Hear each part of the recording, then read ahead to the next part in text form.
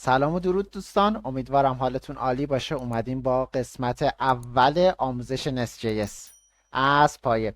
بریم شروع کنیم.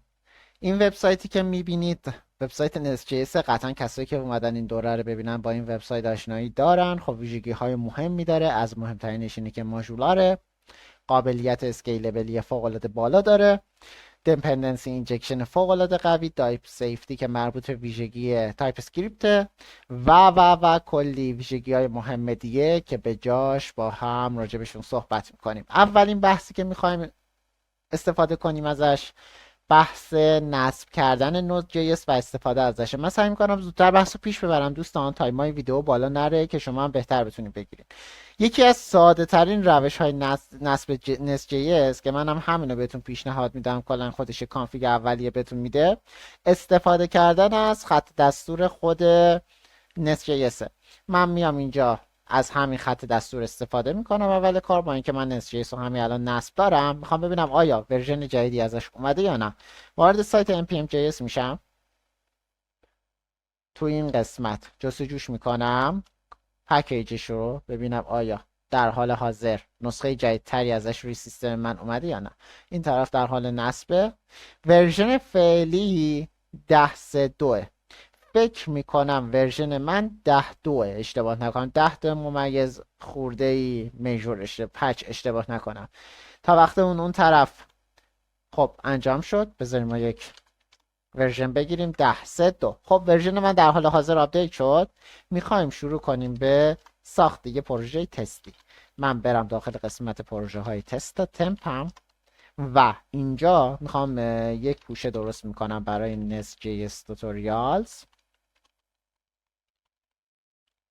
و داخل Nest.js Tutorials اینجا میخوایم اولین پروژه‌مون رو درست کنیم. برای درست کردن پروژه های نست جی اسی فقط کافی از خود خط دستور یا CLI نست استفاده کنیم. من میگم نست نیو پراجکت نیم، همین رو کپی میکنم. تو قسمت پراجکت نیم من میتونم هر اسمی برای پروژه در نظر بگیرم. میتونه اپ باشه، من نه اپ حالا مثال جالبی نیست، مثلا میزنیم اسم پیشنهاد شد مثلا شاپیفای.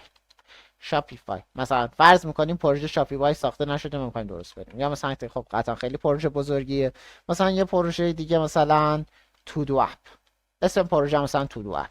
من کلیک میکنم میگه از npm yarn pnpm استفاده کنیم. خب من عاشق npm هم، پس npm رو انتخاب میکنم. قطعا خیلی تاثیر رو محیط پروداکشن داره این علاقم و از مهمترین گزینه ها برای انتخابشه. در حال نصب پروژه نست جی اس. اگه این قسمت طولانی بشه قطعا کراپش میکنیم از ویدیو.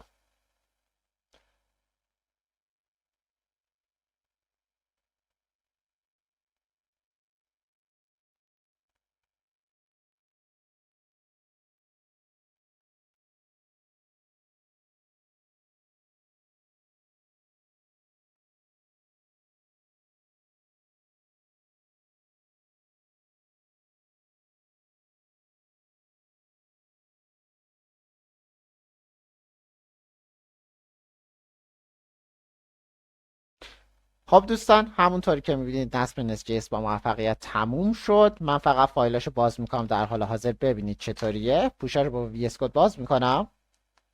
خب بذارید من بچه ها پروفایلم عوض کنم.